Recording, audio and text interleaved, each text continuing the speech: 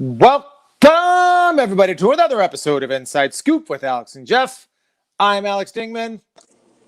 I'm Jeff Doss. Let's go, guys. All right, with us today is one of the pioneer men of martial arts, someone I'm very close to, someone who's highly respected amongst everyone in the martial arts world. With us today is John Warley. Yes, Welcome, sir. Mr. Worley. How are you? I'm doing well, guys. Thank you very much for having me. That was a great opening, by the way. I loved watching all that. So it's good to see you, Mr. Doss. It's nice to see you, Mr. Damon, as always. So Yes, thank sir. you very much for inviting me. Yes, sir. Thank We're you excited. very much. Yes, thank you. That Well- voice is something that I'll never forget. So to me, it's just the voice of Diamonds. Like it's funny to me. Like there's several voices, especially for me. I'm a big pro wrestling fan, and so there's certain voices when people like are the announcers that kind of just stand out, and yours is one of those. So Well, thank you very much. I'll tell you how it happened.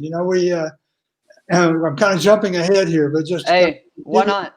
give me the side on the Diamond Nationals and how I became the announcer there is that when we first started, we would hire somebody from a radio station and then have them come up and, they would have the professional voice and I would just sit next to them. But then I figured out I was sitting there having to whisper in their ear everything they had to say. And so my partner, Bill Dunkley and Larry Carnahan said, well, how come we're paying him? You're doing it. You're doing it for free. So Right. that's pretty much how it happened. We just cut out the announcer and I started doing it. That's awesome. That's actually pretty funny. Yeah, that's I like that. It makes a lot of sense, and it's great. Yeah, well, again, I was cheap labor, so why not? There you go. Well, it ended up, I believe, becoming a learned skill because you weren't just an announcer for the Diamond Nationals. You were an ESPN announcer for the kickboxing days when kickboxing was on ESPN, right? I did that. Yeah, I did as well. Joe Corley gave me an opportunity to do that, so I need to thank Joe for my 15 minutes of fame, being on ESPN for a couple of years. And so, yeah, I did that. I started out doing that for ESPN. I was kind of a liaison between the live promoters and the network. They needed somebody that would make sure when they got there on site that the promoters were set up properly for what they needed for what ESPN needed in the way of technical stuff, lighting, and all that kind of stuff. So I would be talking to the promoter and then either going to the event itself or talking to them on the phone prior to make sure they had everything lined up. And then from that, they said, well, you got to go out to this show this weekend, and why don't you go ahead and just be the color guy there because Joe can't make it. Well, so once again, I got kind of pushed into a position there, and apparently I didn't pick my nose on camera or anything, so they said, okay, you can do it again. That's awesome. That's awesome. That's pretty good. Yeah, for about 2 years there, I did a lot of the color between Joe and me. And then Joe went to New York to try to pursue sponsorship for PKA, and that's when I started doing it pretty much full time. Okay, all right, and it was something you enjoyed. Oh yeah, it was great. I mean, it was a lot of work. Yeah. I was in the karate schools during the week, and then I'd jump on a plane on a Friday and get to where we were going to go, and then run in there and do the show and make sure everything was ready to go because I still had to do the producer job too. I had to be there to make sure everything was right for the production, and then jump on a plane and get back to Minneapolis on Sunday usually, and then hit the floor on Monday morning teaching again. So yeah. So how many weekends were you guys doing that? Well, we were at that time. We were doing for ESPN was putting anything that they could on air at that time. Correct. I mean, they were desperate. They didn't have any. The ESPN was just getting started. Right. Yeah. They didn't have programming. I mean, you got two little kids doing the hula hoop out in the front yard. They put them on television. They just needed programming. So wow. So we were doing. I think that. When I got involved, I think they were doing about 50 shows a year, so almost one a week. Wow. Okay. Yeah. So that's huge. I mean, because now kickboxing, you maybe see it we're talking about what Glory, maybe every 4 months. Yeah. Back then, every week. We were on a lot. Yeah, we were on a lot, and the PKA got great ratings. It actually did. It got good ratings, but they could never really make it work financially because. Budweiser had put in a bunch of money into ESPN when they first got going. I gave them $1 million. That was a lot of money back in those days. Right. Yeah. And part of the deal with Budweiser was that they couldn't show any other beer sponsors. And so that meant that, that PKA couldn't go out. There wasn't that many sponsors that would be interested in doing combat sports. And so, PKA wasn't able to bring in any other beer sponsors. And that was the biggest problem for PKA, is that they got good numbers. People watched the show and liked it, but PKA couldn't produce any revenue for ESPN. Right. Wow. Didn't know that. Yeah, that's what kind of brought about the end of PKA and ESPN. Wow. That was a great opening. I think that was because again, like, we don't know that stuff. That's not, especially like for you and I, like, that wasn't really around. I mean, in like you weren't even around. Yeah, you're right. Correct. Yeah. I mean, in the early 90s, it was Dennis Alexio, Rufus, those guys were still, that was kind of still, I would say, kind of at the end of its, before it transitioned into low kick and K1 and style, as far as that goes. And then MMA kind of came up. So we kind of saw the tail end of that. Now, in some ways, like, to me, it was big because that's what I was into. But to other people, I don't really think it was as big, you know. So it was a whole different era. Would you say, because that was the same type of scenario for me, but Jeff, would you say you ever saw it on TV? I remember seeing it on TV. I don't think I ever did. But it might have been either a pay-per-view that I ended up having it recorded, or something like that. I mean, I remember some of the ones that I saw, and it was like Karate Mania, and I know that Ernie Reyes' team did demos, and Kim Do did demos and stuff. I remember seeing those, and that was like 92, 93 or something. Well, honestly, I don't recall exactly when ESPN went off of. When PKA went off of ESPN, I don't remember what year, but I was thinking it was more toward the middle 90s or maybe late 90s. I'm not sure. No. Right. Could have been earlier. My memory fails at this point. Well, it probably all started from when the martial arts really started for you. And last week we had a big focus on Texas. Yeah. In sport martial arts, and I just kind of mentioned, I said, if it wasn't for Texas, martial arts in America, or really worldwide, would not look the way that it does today. Correct. And you being from the Dallas-Fort Worth area, all right, we're very much in the start of when it all started to bloom and spread. Yeah. So what was that like? When was it? It was the 60s when you started martial arts, correct? I started May 11th, 1967. Okay. And my brother Pat had been taking classes. He was still in high school. He was a senior. And I wasn't doing anything. I'd gotten married and just kind of flopped around from one job to the next. And so, gotten out of shape. I'd been a high school football player, not a very good one because I was not big enough and not fast enough. And so otherwise, though, I mean, I missed being involved in some kind of sport. So, when I saw him doing karate at our grandmother's front yard, and I remember thinking, dang, that's pretty cool. I liked what they look. He's kicking and doing things, and he broke a brick. And I thought, that's it. I'm going to do karate. So Patty and I went into the school, and I'll never forget the first day we're sitting there, and it was the Worth Health Studio. It was this little dingy, not like a health club of today. It was just a little tiny place, and they had a little room that was probably, I was thinking about this today, it was probably 25 by about 30. It was the size of the karate room. Oh, wow. Okay. And they had a little office, a little reception area out front, and it was not attractive at all. And the doors leading to the karate room were these two like saloon doors, the swinging doors. Sure. So we're sitting out there waiting to talk to the guy that ran the place. And all of a sudden, I could hear stuff going on in the karate room. It sounded kind of cool. You could hear some yells and things. All of a sudden, this guy comes blowing through the doors backwards. And he lands on the back, and he rolls about 3 times right to our feet. And he jumps up. He's a brown belt. He straightens up his uniform and yells and runs back in the room. And I thought, oh, man, that is cool. Yes. That is cool. So Patty and I signed up there with Pat. Our instructor was a guy named Chuck Lovin. And Chuck Lovin was old school, man. This is way before any padding or anything. You wore a cup, and sometimes, you might wear a mouth guard, except most guys didn't.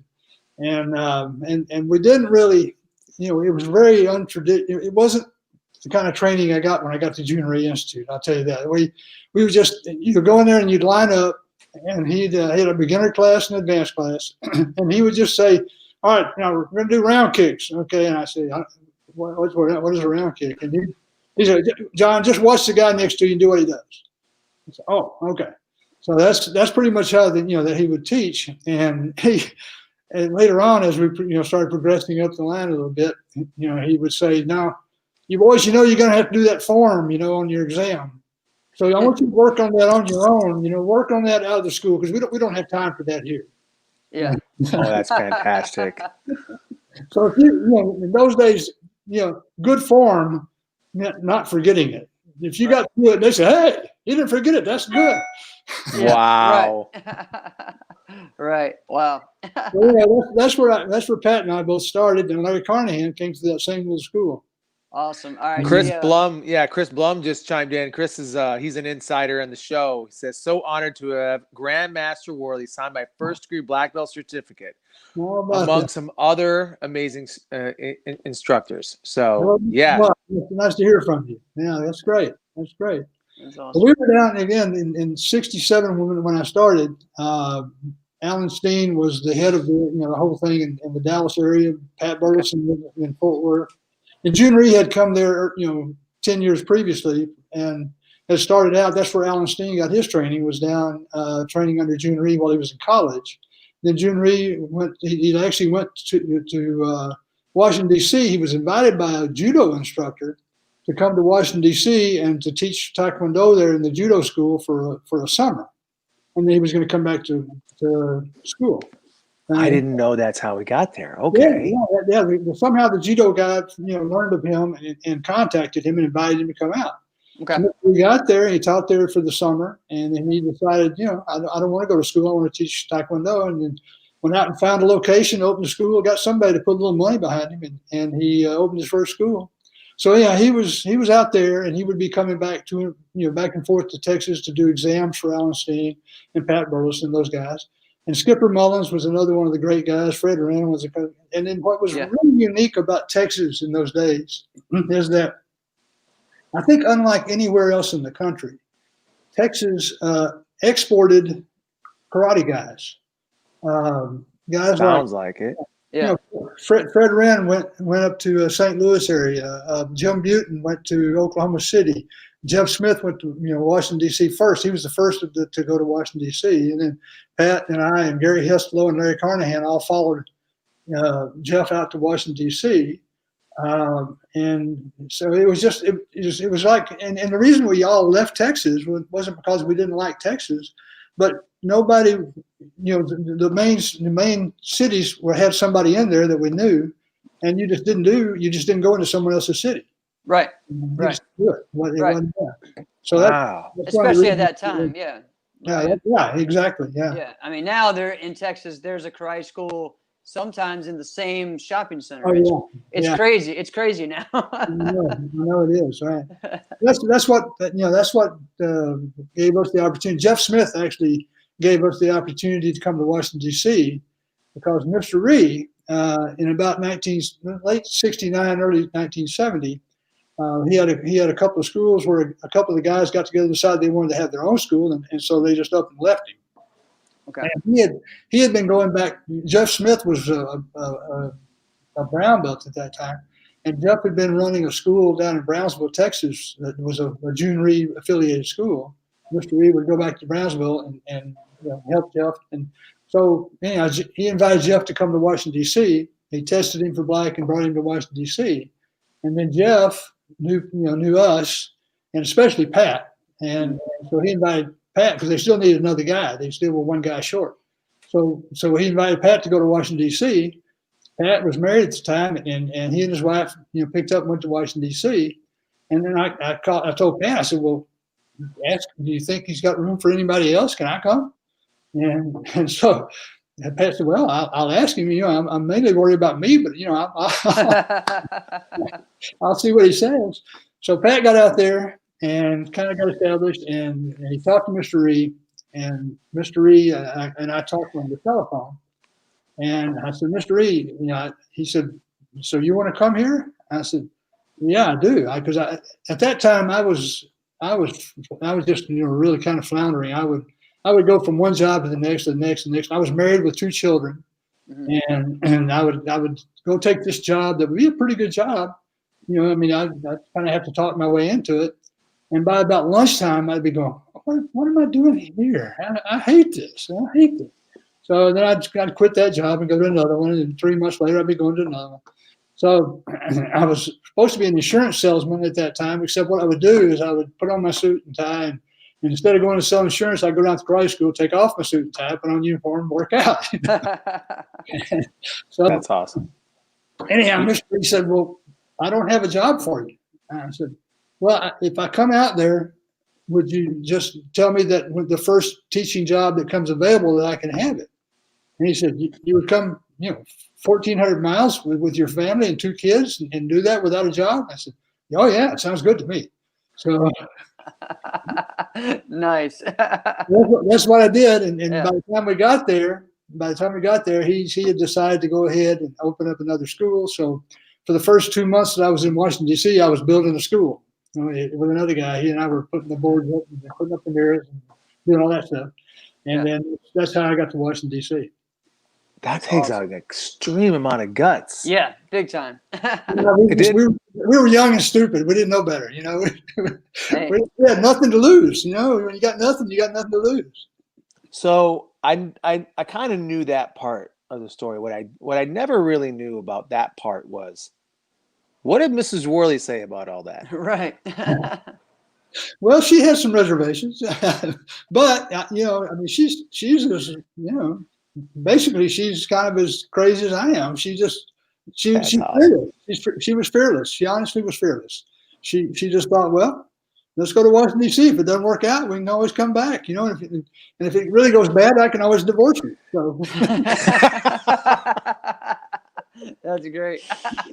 Wow. Oh my goodness. Oh man. Well, so that's what we did.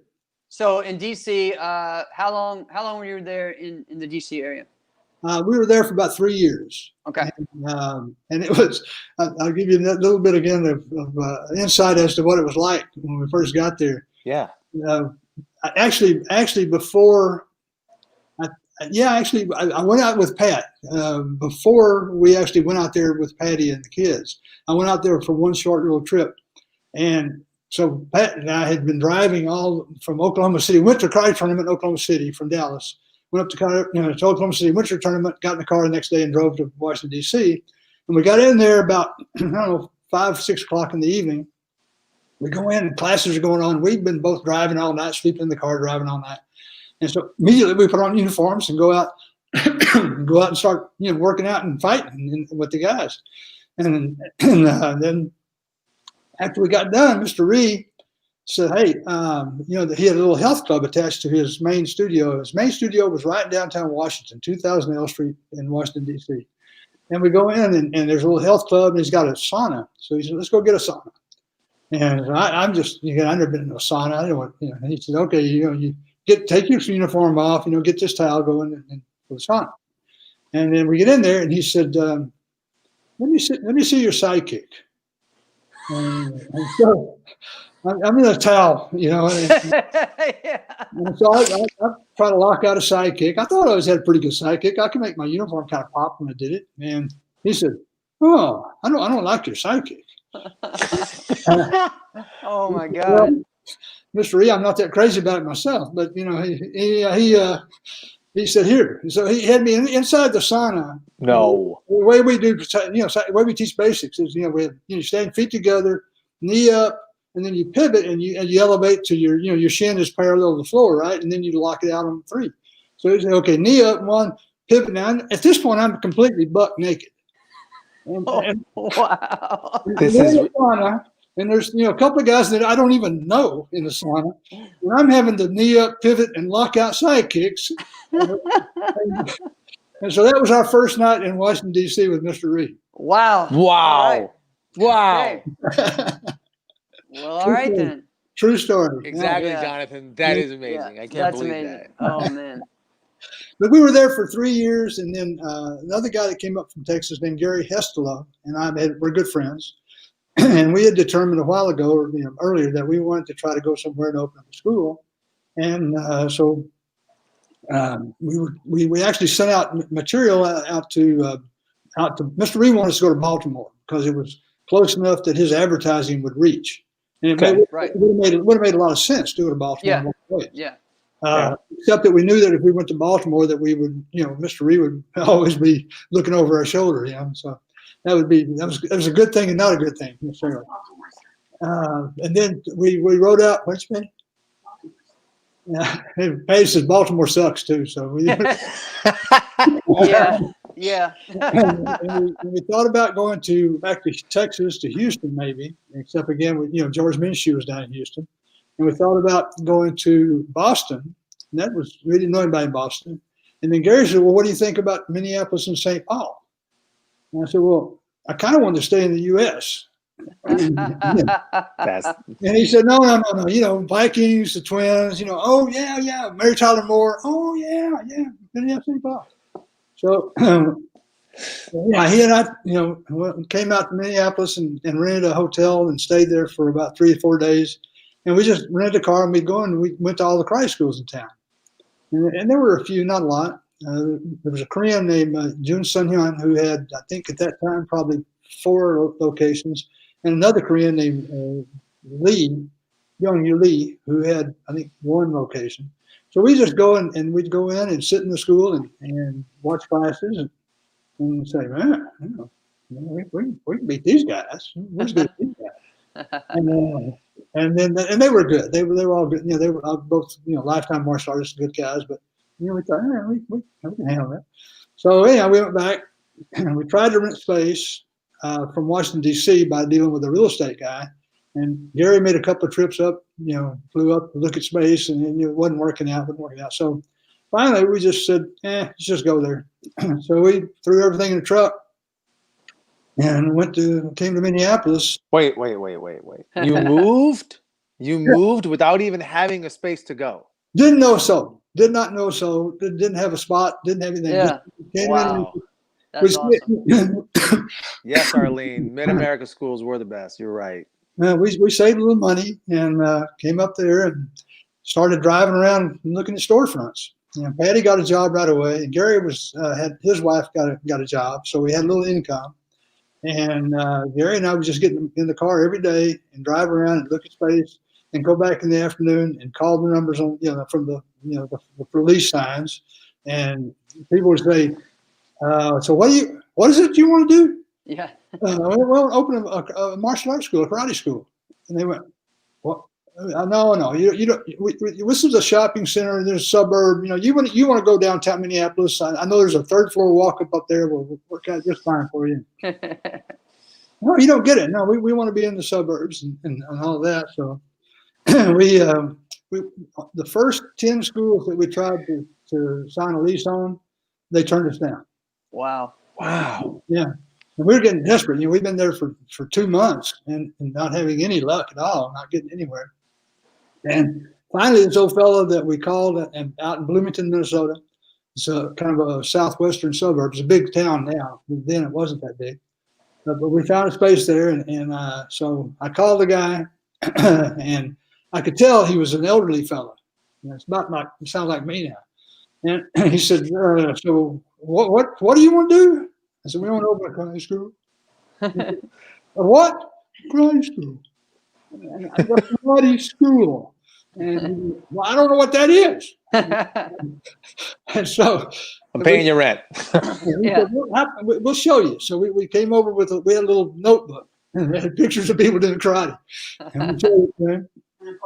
And we had a little thing that showed 1-page financial pro forma that we'd worked up, showed that we had about $14 together. And so we went in and sat down with him, and we looked at the place, and he came out and he said, well, let me talk to my attorney. And he was probably at that time 75 years old.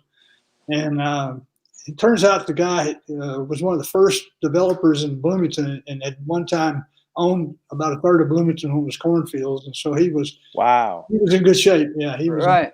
Wow. But he said, let me talk to my attorney. Let me talk to my accountant. I'll get back to you. So I'm thinking, okay, yeah, this isn't going anywhere. Yeah. So I got a call back in a couple of days. He said, well, you come back over here and meet with me. So we went back over.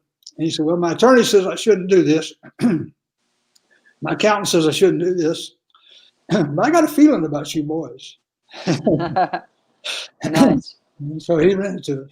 That's awesome. That's how we got Man. yeah. That's how you get started. Wow. So anybody just so many- listening, yeah, like just listen to this. Like it took 2 months. He came all the way over there from DC to there. Well, really Texas to DC, then to there, and just kept going until he got a yes. And that's what it takes. I mean, entrepreneurs out there, no matter your martial arts or whatever, like that's what it takes. Like if you want it, you got to do it.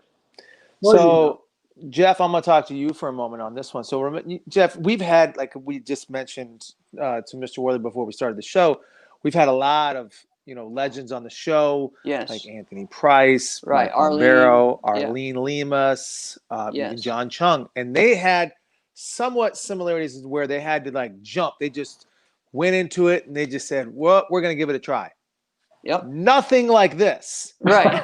I've never heard of anything like this. Now, I knew of the move from Texas to DC. I didn't know the details exactly how you just spelled it out. And I definitely did not know the details of how you went from DC to Minneapolis and everything around it. Like, you didn't even have you had nothing. You just, we had nothing. we're going to go. Yeah. Yep. We were, honestly, we loved karate. We loved teaching, and we were committed. We didn't go up here thinking, well, if it doesn't work out, we can always do this or that. Right. There's no if. Never thought that at all. It was going to work out. Yeah. Wow. I tell you what, though, like that's a big difference from Texas to Minneapolis. I'm just saying, weather-wise. Okay, so speaking of weather-wise, Jeff, that's a good point. So last week we had Colby Northcutt on, who is one of the biggest champions in the NBL, and she is now living in California, used to live in Texas. And I asked her, what's the weather like? And she says, oh, it's great here. It's great there. It's just great. Right. And I mentioned that this is the one thing I did remember talking to Mrs. Worley about. And I asked Mrs. Worley, I said, what's worse, Minnesota winters or Texas summers? And Mrs. Worley was the one who told me Texas summers. Absolutely. Yeah. Okay. So you're echoing this. All right. Oh, yeah. You tell me why then. Yeah. Well, because it's hot and it's just miserably, and it's hot and it's hot and it's miserable. Other than that, it's okay. But yeah, it's true. I've been in like San Antonio in like the end of June, like beginning of July, and it's terrible. Like it's so hot. Like, I mean, but I haven't lived there, so I don't know. Well, the thing about Minnesota was that even though it was cold and it was an adventure for us. I mean, it was so different from anything we ever had. We loved it. We had fun with it. Right. You can always throw on another coat, and so that's true. We just we embraced it. We really did. And it kind of made our Texas family think we were crazy, and so that was kind of fun too. Yeah. All right, so Arlene has a great question, and this kind of I think goes right into the next part of this. So when did Carnahan, Gordon, and your brother get there? Okay, well, actually, Pat was in Washington D.C. and it was Jeff Smith, and then Gordon Franks was Pat's student. So Gordon had just made black belt just a little bit before the time that Gary and I came to Minnesota, and so we came up here. And then we drove into Washington as we drove out. Larry Carnahan was coming. He's another one from Texas, and so Mr. Reed recruited him because he needed some. We were leaving, right. And so he was actually driving into Minnesota. I mean, into Washington D.C. when we were driving out. I mean, just almost that kind of that way. He was up there just a very short time before we left. And we had known Larry from Texas and loved and respected him and respected his ability. And so he stayed there for I think he was there for 2 or 3, maybe 4 years, I think, before he came to, we recruited him. We were in Minnesota for 7 months. Excuse me, something in my throat And Pat, we contacted Pat and said, "Hey, we got a school going up here. We'd like to open a second school." And excuse me a minute, guys. Yeah, it's fine. Go right ahead. Yep. It's your time. We're just living in it. And I said, do you have any money? You want to come up? And so he said, "Yeah, I got a little money." And so he just got in the car and he came up, he and his wife, and they moved up. And we looked around and we found a second school. We got that one going. And so he was in that school, and Gary kind of would go, I think, back and forth, if I remember right, from one of the, between the two schools. So at that point, there's you, Gary Hestelow, Yep. and then now Pat Worley. That world, yeah. Yeah. And Pat was our credibility. We used to do things where we would run ads when they used to be this little weekly TV guide that came with a newspaper that everybody looked at. So that's where we would run an ad. And in the TV guide ad, we would say Friday night black belt sparring workouts, no charge, everybody invited. And so we just put that in the ad. And Wow. invited anybody that wanted to come in and spar and fight. And basically what we were doing is just, getting our competition over there and beating them up. And then That's amazing. making a name, make sure we establish some level of respect, among those guys. And Wow. and Pat, at that time, Pat had already won the June Reese tournament and had been ranked, I think he was ranked, in 1 year, I think 6th in the nation, regardless of body weight. The Black Belt Magazine used to do this thing where they would rate, at the end of the year, they would rate point fighters. And he was, I think, as high as 6th 1 year and then maybe 8th or 9th the next year. So he had a national reputation. And, he was, Gary and I couldn't, carry his sparring gear. He was just that much better than us, and always. So that, we pretty much we ended up, of course, alienating every other karate guy in town. Right. Doing that. But guy named Truman Irving came in one time, and so we. While you were in Minneapolis. Yeah, he was living in Minneapolis, and he was with 3M. We didn't know him. Yeah. I didn't know that. No, he came in, and I'd seen his name in one of the karate magazines. He won a tournament somewhere, so he comes in, and we weren't able to intimidate him at all. Matter of fact, he took us and just kind of turned us upside down and dumped us on our head, and so immediately we became great friends. We all just hit it off really well with Truman, and then Gordon. Shortly after Pat had come up, I think if I remember that next fall, Gordon came up. His father was a physician in the Washington, D.C. area. And so Gordon came up to go to school at Carleton College. It's a very nice, very good school south of Minneapolis. Yeah. And, it's a tough school to get into. And so Gordon came up to go to school there. And Gordon would end up spending all his time up at the karate school. And instead of being, going to college. And so after his first year, we said, "Hey, Gordon, you want to go ahead and, come on in and let's open another school?" So he said, "Sure." So he talked to his parents, and they were, of course, devastated that he wanted to forego a medical career and become a karate instructor. Right. But they went for it. And so then we had 4 guys. And then shortly after that, it was probably after we'd been up there about 4 years, and we had 3 schools going. That's when we invited Larry to come up and put a pretty hard press on him. Yeah. And so he came up, and we opened up another school then. So at that time, there were 5 of us. So I think we had 4 schools, and then we opened another school shortly after that. And then things kind of came unraveled after that. Well, before that, you mentioned something that I kind of wanted to talk about. Is you said, we couldn't hold Pat's sparring gear. Yeah. Let's talk about sparring gear. I heard you were pretty much at the front of what sparring gear became and how it even started. How did that even become? Well, back in Washington, D.C., Mm-hmm. so back up, a few years now, we're still in Washington, D.C. Yeah. Pat had just won the June Reese nationals. It was one of the, at that time, one of the big tournaments. There was that one, the Alan Steen's tournament, the tournament on the West Coast, the internationals. And then there was a New York tournament that was considered to be one of the top. So there were about 5 tournaments that were really the top ones. And Pat ended up going through and working his way through and ended up winning grand champion and beat Mike Warren in the final match to win that particular tournament. Wow. And that's what propelled him right away. And then shortly, maybe 4 or 5 months after that, we were fighting in a local tournament, and he and Mike Warren were fighting again for first place. And Michael Warren, I know you heard, I'm sure you've all heard. Yeah, I've heard their name.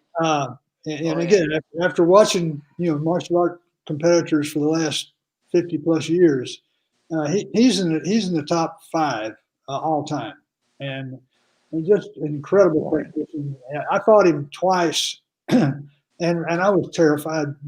Absolutely terrified. I never touched him. I was just awful happy. One time I fought him for first place in Philadelphia, and I got him moving backwards. I'm bigger than him a little bit, and I got him moving. I ran him off the platform, and I was just hoping that he sprained an ankle. I didn't want him to break anything, You just wanted him to not fight anymore. Yeah, just an ankle, a little ankle sprain.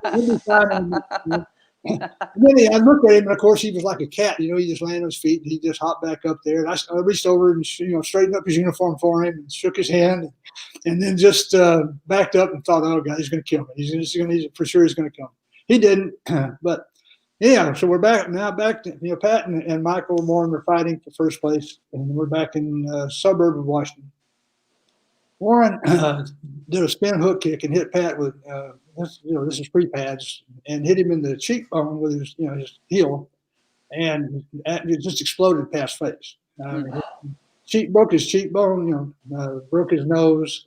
His eye socket was all messed up. So Pat had to go in for surgery and had to get his face all packed up with gauze, and it was a pretty bad injury. Wow. Mr. Reese said, gee, we have to do something about this. These injuries are gonna kill us. Right. So, Literally. Yeah, absolutely. Yeah, he could have. He could have died from that. Warren just was incredible. Yeah. So Mr. Reed went out and started, fooling around with foam rubber. And he'd buy these sheets of foam rubber, and he'd cut them into patterns, and he'd use some super glue, and he'd come in with these crude looking pads. He'd drill a couple of holes in them and put shoestrings through them, and then he would do something like that for a hand pad and a foot pad, and then he would come in and he would give them to us and say, "Okay, go hit each other, and let me know what you think." Yeah. So we go out there and spar with them on, and come back out and say, "Mr. Ree, I think we need thicker foam." Yeah. And that's how it started. Yeah. That's exactly how it started. That's awesome. Yeah, Yeah. Pat and Jeff Smith were the first guys to ever wear the gear in any tournament. Right. So, Wow. Right. So what did people think about it when they saw it at a tournament? They'd laugh, and they'd call us duck, make duck sounds, and just made great sport of it. But it took off like crazy. It just took off like wildfire. Right. Yeah. Oh yeah. Yeah. When we had John Chung on, he shared about, because he was actually Jury was like his uncle, and so he was saying that when he was trying to come up with the headgear, that he would just have him wear it and on his way to the karate school, like wear it in the car and stuff and stuff like that. So here, just see how this feels. Yeah. So, yeah, it's funny. Yeah, we have a lot of awesome questions. Let's take a moment for him. So Carmichael let's go to Simon this has one. Hey, Go ahead, Jeff. Mr. Simon, how are you? It's nice to see you. So we go, how did NK successfully adapt from the original ITF curriculum forms to our JRI martial ballet musical forms? Well, Mr. Ree, once again, Junior Ree was the most innovative martial artist that's ever lived. Wow. In the world. That's a statement. And when you think about everything that he pioneered and everything that he did, I can remember it just as clear as yesterday. We were working out. We used to have these meetings every Friday, and we get down at his main school, and we get down there, and he'd conduct a meeting, and then we would hang around and work out. And he said, "I've been doing something, working on something. I want to see what you think." So he brings out this music box and tape and plugs in, and he starts doing Exodus. Uh-huh. And I literally got tears in my eyes. I mean, we had never seen anything like that. Correct. And so from that, we went back, after we got to back, now we're back in Minnesota. We decided that we wanted to do a musical team forum. Right. And Joe Corley invited us to come to Battle of Atlanta. And so we worked on this forum. It was a Beethoven, the four of us. It was Gordon, Gary, Pat, and myself. And Wow. so I think we probably were the first to ever do a musical team forum in any kind of a public forum. Wow. That's so what awesome. year was that? Oh man.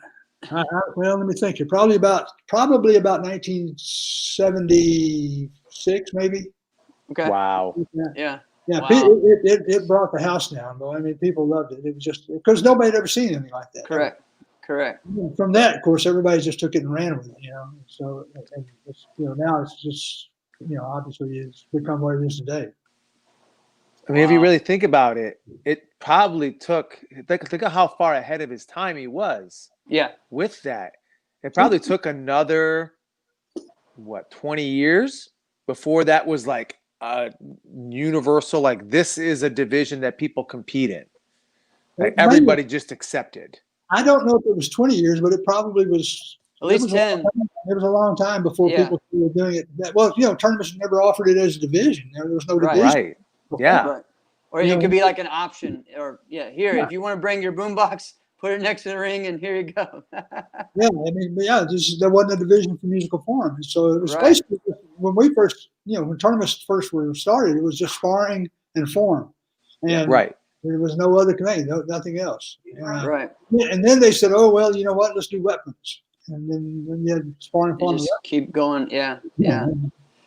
There's a bunch of other ones. Yeah. Here. So let's bring in Arlene's, the one about at the peak of Mid America. How many schools and members did you guys have? Miss Lemus, hello. Patty says hello. Awesome. So, well, at the peak of Mid America, we had 7 schools, I believe. Let me think. I think we had 7 schools. Okay. And at that time, we had one school that we actually we call it the super school. And it was for that time, it was probably unique in the United States. We had 2 big classrooms. We had a big lobby. We had a full-time phone operator. We had a back room, training room, 2 little actually private training rooms that were pretty good-sized rooms. And we had a whirlpool and saunas. And upstairs from that, we had a health club. And we were the first people in Minnesota to have Nautilus Health Club equipment. And then we had our offices up there. So the 5 of us all had an office up there. So it was a pretty big deal. And so we were there. And one time, for those days, we would get maybe averaging 80 to 90 introductories a month. That's pretty intense. Yeah. At that one school. And so it was rocking and rolling and doing a lot of money. And then they came in and decided that the main thoroughfare that ran right in front of us, they were going to turn it into an interstate, and it took them 5 years, and nobody could get to the school. Nobody could figure out how to get to the school. Staff would call and say, I can't figure out how to get there. There's the road's all torn up. There's detours everywhere. Wow. We went from 80 introductories, 85 introductories down to about 4. Wow. Yeah. So that was a tough one. That was a really tough one. So yeah, man. But we were cooking there for a while when we were all up there together. It was fun. Yeah. Wow, that's so cool. So Alex, do we want to go? I kind of want to let's hit a couple other questions here. Yeah, Ross Cook has one that I think is kind of funny. He said, "Hot take: fighters from different climates fight differently. Example: warm weather fighters are better kickers on average." I think that's an interesting take. I never thought about that. Mr. Reed had a affiliated school down in the Dominican Republic, and those guys could all kick. Every one of them, and all those guys were great kickers. So maybe there's something to that. I don't know. I think it has. I think it has to do with hips and ligaments. Yeah, right. I don't know. I think it has to do with who the instructors are and things like that. That's what I think. But I mean, in the South, where I live in the Southeast, yeah, it's known for a lot of kickers. Like Nicky Carlson and Marty Knight and all of those guys that were great kickers. But I mean, you think of Texas area. I mean, a lot of them didn't kick because they're going to get kicked in the groin. So okay, here's so, one, I mean, Jeff. Let's piggyback off of that one. So about this time last year, Jeff and I put out the list. Jeff put out the list of the best kickers in tournament history for forms, right? And I did one for fighting. Who are some great kickers that you've seen? Because you've seen everybody that maybe you've forgotten more about martial arts than anybody else will ever know. Correct. Well, who are some people that you thought, all right, this is someone? Pat Worley's at the top of my list, and I'm very prejudiced. Pat was one of the first guys. He and Bill Wallace were very similar in the way they fought. Both of them were left-legged. It was all front leg. But Pat actually was a little more, I think, he had more variety of technique than Wallace. Wallace didn't need to because, nobody could defend against his front leg anyway. So he didn't have right. But Pat used to, when we were just still brown belts, he would think about techniques all the time. He would all the time come up and he said, "What do you think about this? What if I slide in here and I stick my front leg up on your hip, and then when you think you're going to block that off, I jump off my back leg and round kick you with my back leg." I say, "That's stupid. Nobody that won't work." And then of course he would go bam, bam, and then it was okay, yeah, that works, okay. But so Pat is right up there, and again Mike Warren. In the early days, there Mike Warren was as good a kicker as I. Yeah. Pound for pound, he may be the best all-time kicker. Raymond, of course, just from a standpoint of effectiveness. There's a guy named Daniel Richard from Canada. You probably haven't heard of him, but man, that guy was just an incredibly fast front leg. Man, I don't know. There's so many now. Everybody can kick now. Everybody. Yeah, I knew she was gonna. Arlene gets on me because I don't think Bill Wallace is a top 10 kicker. Arlene gets on me about that one. Love you, Arlene. Yeah, no, Arlene, come on. Nobody. No, she says I don't think he is. You don't think he is? Yeah. Alex doesn't. Yeah, Alex didn't even put him in the top 20.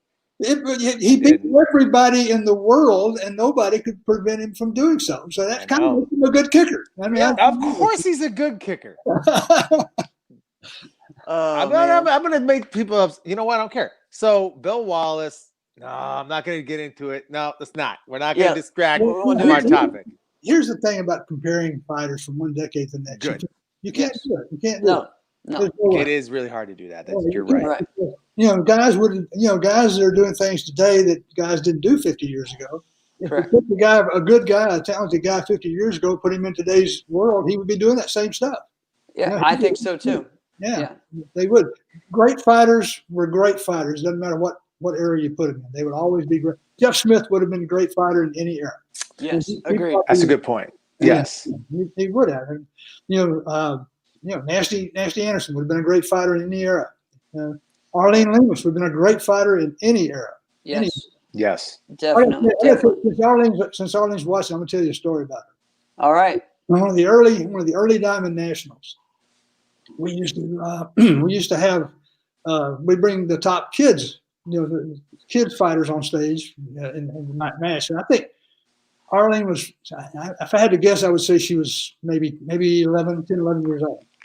And she won, what her side of the thing, and Rick Rufus won his side of the thing.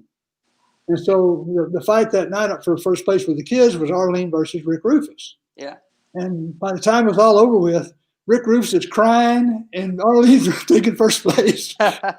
Wow. She actually told that story. She did tell that. She talked about it. Yeah. True story. I saw it. Wow. That's actually a good segue. Let's go right into that because the Diamond Nationals. Yes.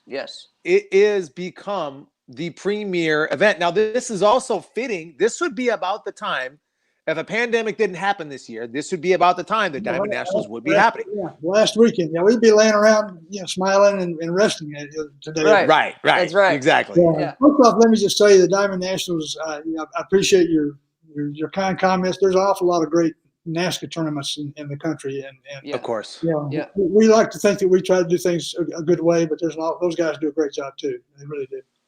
Yeah. But we're this would have been 43rd, I think it is 43rd year for Diamond Nationals. Yeah, Yes. the first year was 78, right? I brought notes. Yeah, 1978. Keith Vitale won the Diamond Ring that year. Yes. So, from what I remember, and there's not a lot, I remember stories that I've heard. Obviously, I wasn't alive in 1978, right? So, that now you're in Minnesota. Everybody that we just kind of talked about, how we transitioned. Now they're in Minnesota, and now we want to host this big tournament. Yeah.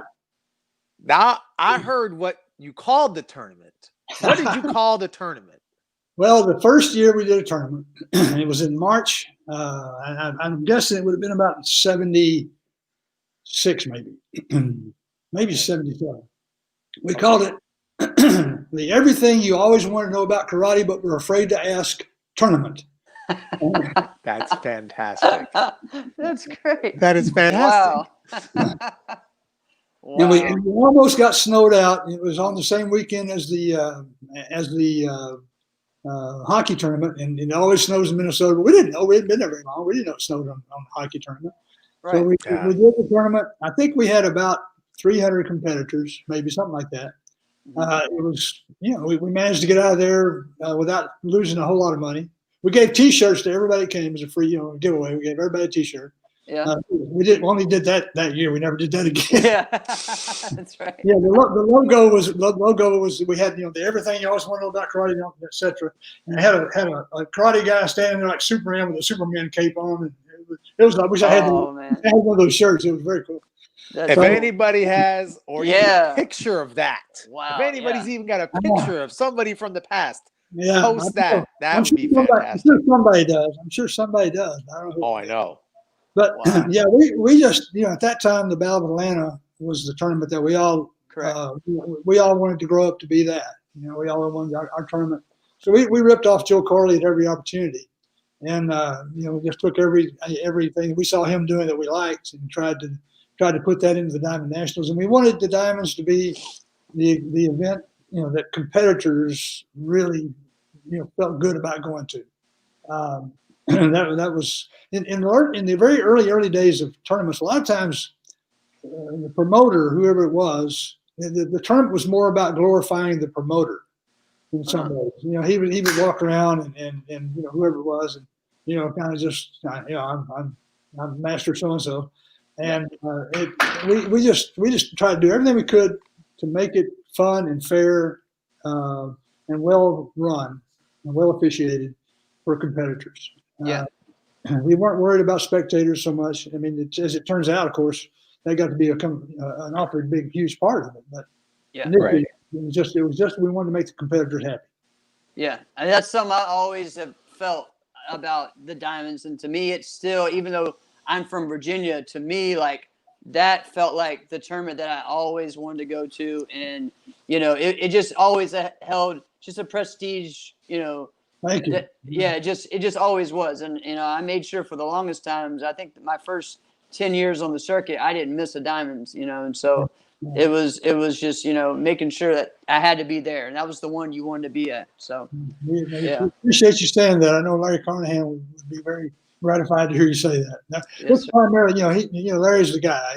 He's really the guy that is the glue that holds everything together in JLB Productions when it comes to Diamond Nationals. So he deserves a lot of credit. He's a good guy. Awesome. So, Mr. Worley, I love the Diamond Nationals pretty much almost more than any other tournament. And been to a lot. I've been to every tournament in the world. Jeff's been to every tournament in the world. All right.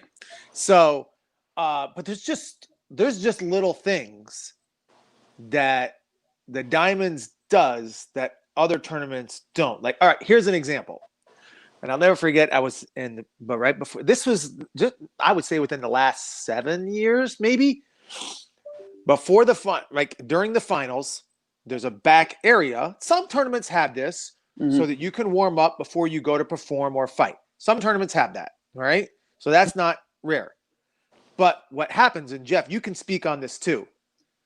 Jeff, when you're in the back and you're waiting to warm up, you're constantly wondering, when do I go, right? Right. Yeah. Not the diamonds. Yeah. Not the diamonds. The diamonds, you can hear what Mr. Worley's saying in a speaker system inside that warm-up area. And I'm like, you've got to be kidding me. Right. And somebody just, because obviously I'm always going to talk out loud. Somebody kind of leans over and tells me, and they tell me, I don't think they knew who I was. And they say, hey, the diamonds just does stuff a little bit different than everybody else. Yep. I'm thinking, and you don't even know who I am. Obviously, I'm going to say that, but okay. So we appreciate those comments very, very much. I mean, we have such a great team. Alex, you were a part of that for a long time. You know what I'm talking about. Yeah. We have so many dedicated people that really they care about the diamonds as if it was their tournament. They all feel it that way. People like Kelly Worley and Jim Albertson. And, absolutely. Jeff Steiner, William Hill. Those guys. Greg Sutherland. They all feel as strongly about the tournament as we do. So they do everything they can, to try to make sure it runs smoothly and to try to make it a pleasant experience for as many people as you possibly can. Yeah. I gotta hear. Go ahead, Jeff. Oh, I was just going to say, what are some of the, I guess maybe those first 10 years, or what were maybe some memorable moments that you remember? I got a story. Stand out. I got a story for you. So I was thinking about this earlier. I think if I had to guess, it was probably 1980, maybe 1981, 82, somewhere around that. Ray McCallum was up. You all know the name Ray McCallum. Yep. Yes, sir. We talked about him last week. Yeah, and Alvin Prouder. Do you know the name Alvin Prouder? Yes, sir. Alvin had went on to become a great kickboxer. I mean, yes, he was. He was a champion full contact guy. Never saw him live, but I know him. Yeah. Well, he and Raymond were fighting in the last match. The winner goes and fights for the diamond ring. And they just went back and forth and back, and it was exciting. It was elimination fight. And this is not in the finals. This is just in the eliminations during the afternoon. And so they go hard, and anyhow, Alvin, and it got, a couple of times guys had to, they had to be separated. It was getting very, very heated. And Alvin wins the first fight at 1 point or whatever. So then, they leave, and we're kind of the last fight of the day before we get ready for the finals. So I'm going to walk out of the arena, and I walk up and I see, people gathered around. And I run up there, and Alvin and Raymond are rolling around the floor in the hallway. Yeah. And so, we pulled them apart, pulled them up. Raymond said, I'm sorry. And I said, Alvin, you're disqualified tonight. You know that. And he went, I know. I'm sorry. So, anyhow, we always refer to that event as the hallway open. Wow. So, okay. Man. Whoa. Yeah, there was a lot packed into that. So they're fighting. This is the fight you keep asking about, Alex. This is the one that you keep. This is the one you keep asking. We had a whole you just keep saying there's the wrong person. You keep saying Robert Harris, and it was actually Alvin Prouder. That's right. This is the one that you always ask about. Yeah. And I don't know. To this day, no one seems to know really what got them going. Once they walked out of there, they were both up in the hallway. Everyone keeps hearing things and stuff. Yeah, but I don't know. It's all he said, she said stuff. We got nose to nose, and first thing I know, they clenched up and on the floor and going at it for real. And then after that, I think they actually got to be friends. I think they got to be pretty good buddies. After that all happened. Isn't it weird about martial arts? You think about it. We sign up to smash each other, and when we're done smashing each other, we shake each other's hand, we hug each other, and we become friends. The harder we smash each other. And actually, when you're already friends in martial arts, you actually want to smash your friend harder than you do anybody else. Yeah. when you say it out loud, it's weird. It's crazy. Arlene, Arlene wants to ask a question. I know before. And it's did John Longstreet train from beginner to champion with you? Yeah. Okay. Yeah, he was my student. Yeah, he was my student initially, Okay. and one of the most talented guys we've ever had. Awesome. And he ended up winning at the Diamonds. He won it. Yeah, he won a diamond ring 1 year, then went on to become a great kickboxer as well. Yes. He was just, he was a very tough guy, smart fighter. Awesome. So those are some of the early ones. And Jeff asked exactly what I wanted to ask. Like, Right. tell us something interesting that maybe we wouldn't know. And that was definitely something I would have wanted to know. That was great. Yeah. Yeah. I so- think he has another one or two. Do you have another one or two maybe to share? Well, when you talk about great diamonds champions, and really, when I look at this list, I can't think of too many people who would be considered great fighters that aren't on this list. Right. The guys in the very early days, Wallace and Smith and those guys aren't on this list because they had already transitioned into full contact when this all started. Correct. But, I mean, it's a who's who of martial art history when you read down. And when I look at and try to think about who's the best fighter I've ever seen at Diamond Nationals. Who's the best woman? Who's the best man? I can't do that. I can't say that Arlene Lemus isn't. I mean, I don't know how she would have done against Nikki Carlson Lee, but that would have been. I'd love to have seen that one. Yeah, I'd love to have seen them at Arlene at her peak and Nikki Carlson Lee at her peak. I don't think you could have had a better fight anywhere. And then when you put Linda Denley in there, right? And Linda wasn't. She wasn't great technically. She wasn't a great kicker. She wasn't built for it. But nobody was stronger and more fierce and just overall nobody since all the way up and down. I don't think so. It's just and I was going over. I was just kind of looking again at the list of champions and everything that we've had here, and it's just I like doing that because I just think, well, what a great history. And how many wonderful, great, world class, world renowned fighters didn't fight at Diamond Nationals in these years. I can't think of very many of them that did. Correct. Right. Yeah. And I think something that the Diamonds did, and I know for me when I started my tournament, I took from that was having an award that stood out and went when you thought the Diamonds, you knew of this award. This is why I'm going to get it. It had it made it a classic. It made it, a signature event, but also a signature award. And the Diamond Ring was that, and so I know for me, that's what those events that did that, those are the ones to me that it meant more, to win. I would like to take credit for the Diamond Ring, but I don't think I can. I don't really remember who of us came up with the idea. It may have been Gary Heslow. Actually, it may have been. But anyhow, it was a good idea. Yeah, it was a good idea. Yeah. Oh, because there's a few awesome. just awards like that in martial arts where the award itself is something that you don't ever let anything happen to. There's a few of them. The Warrior Cup. That's big because it's a monstrosity of a trophy. It's huge. Yeah. You need an extension on your house, especially if you're Ross Levine. Right. Right. And then the diamond.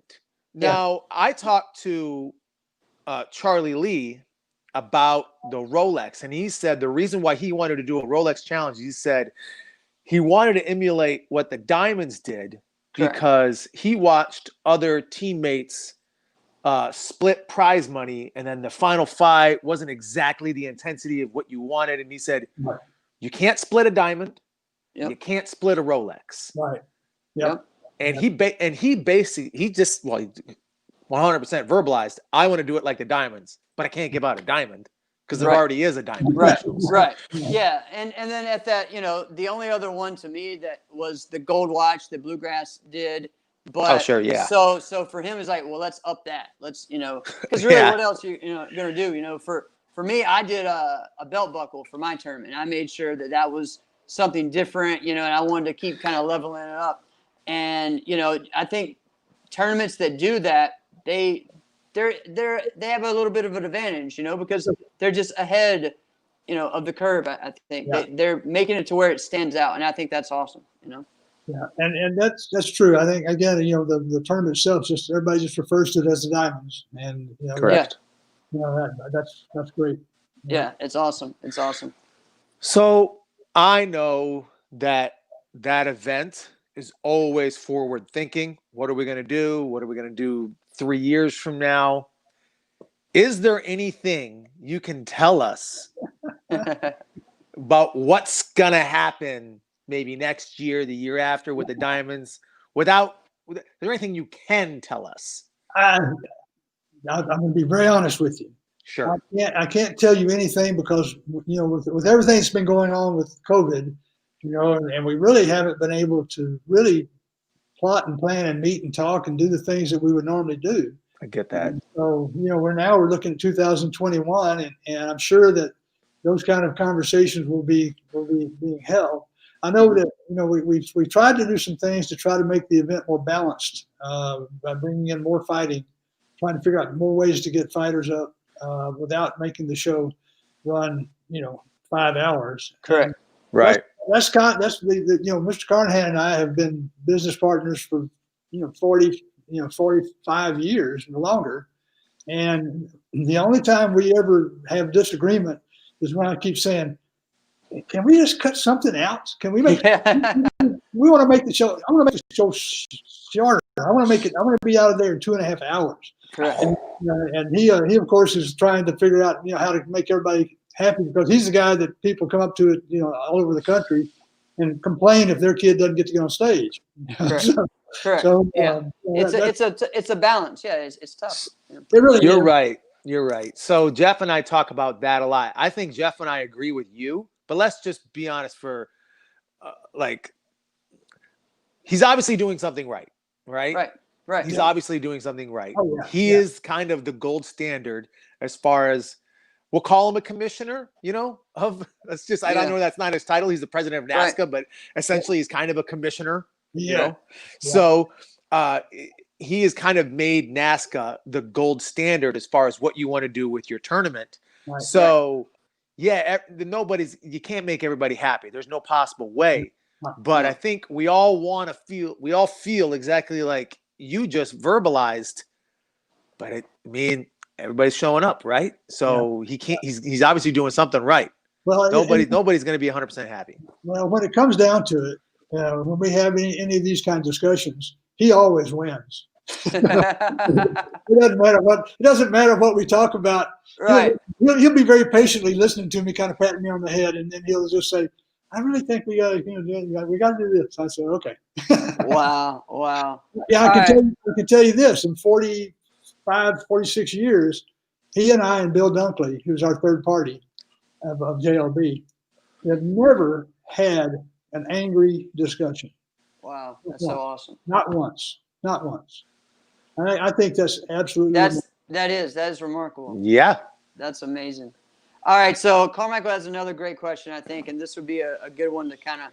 So, will NASCA or Diamonds be passed on to the next generation to maintain the lineage and legacy of our sport? So, let's just speak on the Diamonds, I guess. Yeah. Well, yes, that is certainly what we want. I'm 76 years old, and I'm not sure how much longer I'm going to even be around, much less be able to do what I do at the Diamonds. But and Larry's 73, I think, just turned 72 or 73. Right. 72, and so he's going to be around for a while. And we've got some great guys on our team. Again, guys like Jim Albertson that have been with us from day one. He's been with us from day one. Yeah. Sula Masney's been with us almost from day one. Those kind of people that have been with us for so long. So we know Greg Sutherland. Yeah, Greg. Kelly. My son Kelly. Kelly's been working his ass off at the Diamond National since he was about 5. Right. Correct. We make him drag out and go pick up chairs and move them over here, Kelly. I'm only 5. You gotta do what you gotta do. Come on. So we've got qualified, good people that are waiting in the wings in a sense to carry on. We just haven't quite figured out when and how anything like that will happen, but yes, sir. I'd love it. I'd love it if I could be 90 years old and know that the diamonds were still going on. You know, that Right. it was still out there. Right. Man, that's great. Jeff and I will be there in 2021. We'll have Inside Yes. Scoop. We'll have a station right there at the Diamond Nationals. Yes, we definitely will. Let's be honest. I'll tell you this: if the pandemic didn't kick me out of competition this year, it was going to be hard to get in myself. My body is beat the heck up. I'm amazed I got in last year. Well, I've got 2 artificial hips and an artificial knee, and so yeah, you know, karate can take its toll. But then my heart and lungs are in great shape. You know, so what are you gonna? You know, there's a trade off, I guess. You know. That's right. I guess I'd rather have those in great shape. I think so. Oh man, this has been great, Master Worley. This has been amazing. This has been awesome.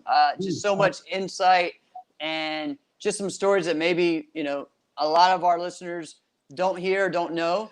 And it's cool too, because you kind of tied in so many different other interviews we've had and tied them together. So that's been awesome. Well, I hope you haven't considered it a waste of time. So. Oh, never. No, never. I've been on the edge of my seat all night. Yeah, same. Same. And let's just for everybody listening, we really just for the sake of time had to bullet point a lot of this. Correct. We really had to bullet point this in just a couple of areas. Right. With some of our other guests, what we do is we go, tell me how it started, and we just go down the timeline up until the present. You've just, like I said, you've forgotten more about martial arts than any of us will ever know. Yeah, and I've got a fairly short attention span, so you know, I guess I jump around. Oh. It's all right. It's all right. Oh man. So this is how we let all of our guests finish up, and we do give your voicemail to the world. All right. The world is listening right now to the Inside Scoop and to Master John Worley. One thing to tell them. So what is your voicemail to the world? What do you want to tell the world? Well, first off, I want to just say thanks to, you know, the job you guys are doing. I think this is great. I think people are getting a lot. I hope they're getting an awful lot out of this, you know, bringing all these other people in and getting their insights and getting their experiences. I think that's a terrific thing. I commend you for that, and congratulations on what you're doing. Thank you. Thank you. Man, that's hard to, you know, I didn't really think about this. So, it's okay. You're not running for president. Yeah, it's okay. Yeah.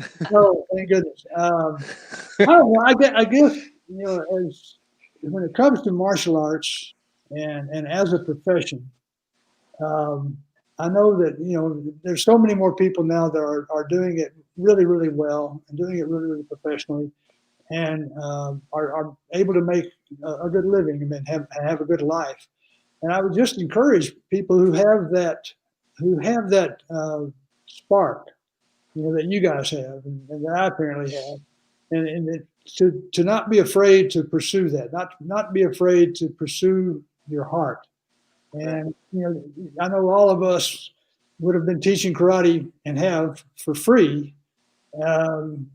You know, and the fact that somebody was going to pay me when I got to Washington, D.C. to teach karate, I couldn't believe it. I just couldn't believe it. I thought, how can I possibly be this lucky? I get to teach karate, and I'm going to actually be getting paid for it. That's beyond my wildest dreams. And so, if you have that kind of passion, don't be afraid to take a shot. I love it. That's it. I love it. And I think Absolutely. I think everyone, especially right now, karate schools have gone through so much this year. I think we all need to hear that, you know, because just because of a pandemic, that doesn't mean that, you know, like you said, 2 months, you know, every day getting a no. Hey, you got to just keep pushing. You do, and this is going to we're going to get past it. When everybody says that, and it's true, we will. We will. Things may not ever be exactly, you know, the same as they were pre-COVID, but whatever it is, you know, good martial artists, good professionals they'll make whatever changes they need to make in order to be able to survive and prosper. And so I just want to encourage all of them and anybody out there watching to, you know, hang in there. Hang in. It's going to end at some point, and we can all, you know, hopefully get back to normal, you know, whatever normal is going to be. Yes, sir. We appreciate all of you. appreciate that you're dedicating your lives to martial arts the way that all of us have. Awesome. Thank you so much, Mr. Worley. I look forward to seeing sir. you again. Hopefully, it's before Diamond Nationals 2021. I hope so. Thanks again, guys. It's been sir. a great time. Thank you. Yes, sir. Okay. See you. You have a great night. What do I do now? How do I get out of here? I think you just there. You did it. There you go. Oh man, that was awesome. Right? Were you on the edge of your seat too for some of that? I was. And just again, just some of the things that I think I needed to hear. I think a lot of us, need to hear just the struggle stories, the not giving up. Just remind yourself, just hearing again that you just got to keep going. So it's pretty awesome. Well, like I mentioned, I had heard like the general stories, like, yeah, this is where we started, this is where we went, this is kind of some of the stuff we did. Yeah. There's so much stuff that he left out, but I didn't know that they just decided, no, we're gonna jump. Where's it gonna go? We're gonna go to Minnesota. Some Texas boys go to Minnesota without anything for 2 months. It's crazy. Not just solo, right? Like just a person doing that would be one thing. You go there with your wife, right? Not just your wife, your kids. 2 kids, and then no, at that point I think his it was partner, 3 by the time he got there. Right. Wow. And then his partner had the same thing. So yeah, that's just getting to school, and Jeff. Yeah. Once the school pops up, you're not making money. No. Then. No, it takes a while. Yes. It's crazy. So look at but then now think about this. What if he never did? Right. What if he thought, I just can't. Like, I got to protect and what if he justifiably, reasonably said, I have to really protect my family. Mm-hmm. All right. I can't subject them to this. Right. They're my first priority. I need to protect my family, and I need to make sure that they're safe, which 100% would have been the right thing to do, because there's not a wrong choice. If you decide that that's what you're going to do, like, you are doing that, you're protecting your family, but then think of what would happen. Yep. None of us, I wouldn't be in martial arts like that. Maybe I would have. Maybe I would have been in one of the other schools. Maybe you wouldn't have reached and been a part of so many people's lives, Right. But the school I started in was 1.5 miles from my house, and it was an NK school. Right. And you know why I started in karate? Like, why I started in NK? Because it was 1.5 miles from our house, and we didn't know it was there. My dad's boss. So true. Well, Mike, you said it. Mike's his wife is the MVP. You're right, Mike. Definitely. Because all it would have taken is, this is done. Yeah. Right? Nuh-uh. All right.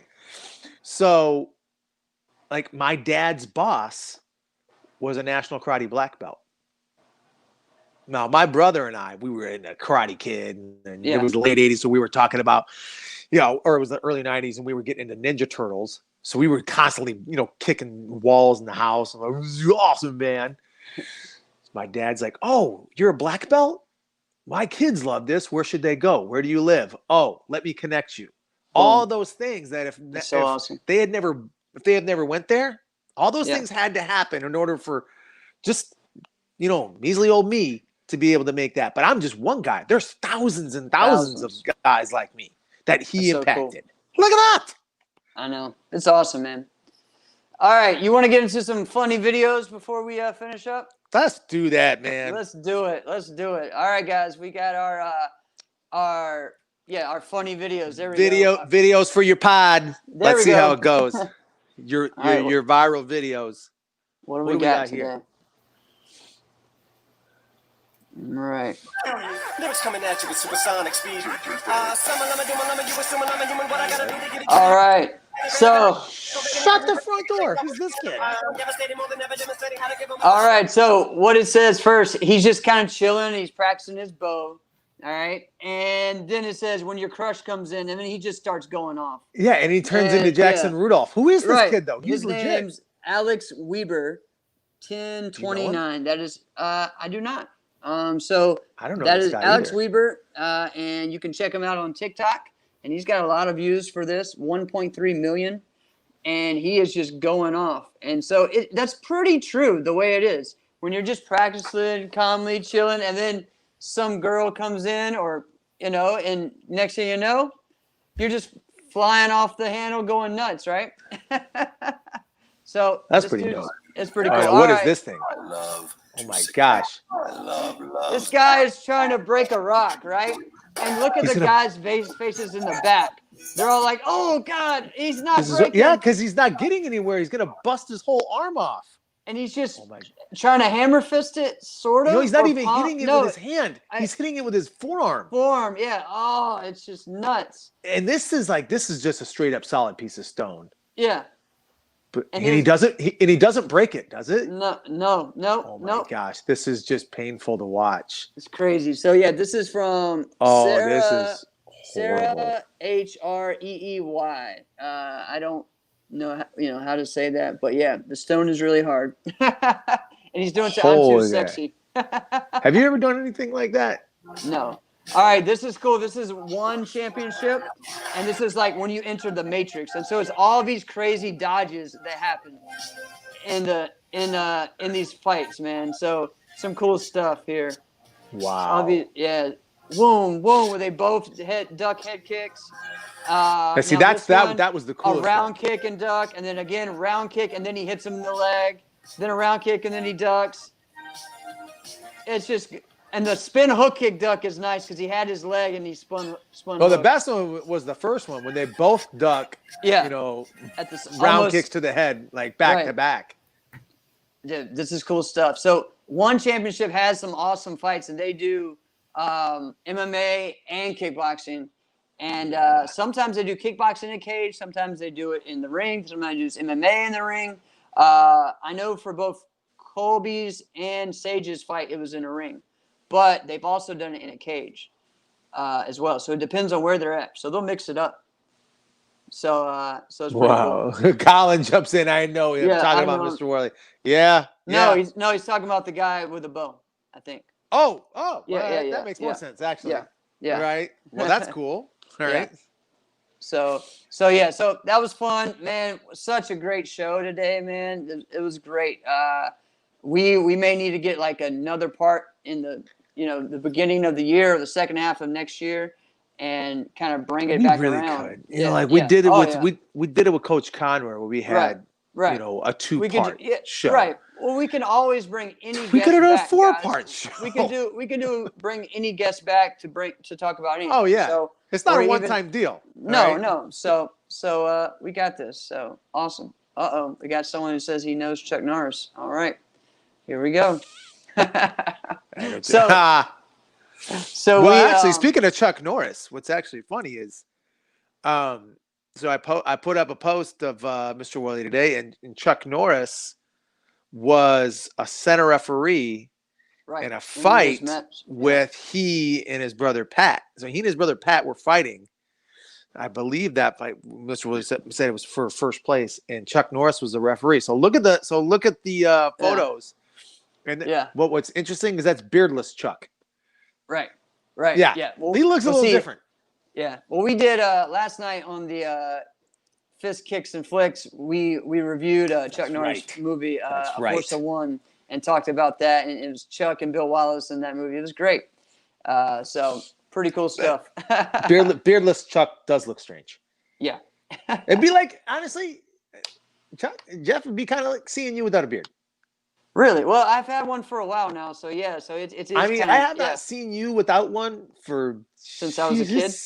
I mean, it's at least 16 years. Yeah, probably. It's got to be something like Probably so. Yeah, you're right. Yeah. So don't get rid of it. You can grow it, but you can't. But you can't get rid of it. I don't want to grow it too much. I did that once. It was hideous. So. Yeah, you didn't like that. I thought it was okay. No. Oh man, this is great. This has been another episode of Inside Scoop with Alex and Jeff. I'm Alex Dingman. I'm Jeff Doss. See you guys next week. Have a blessed weekend.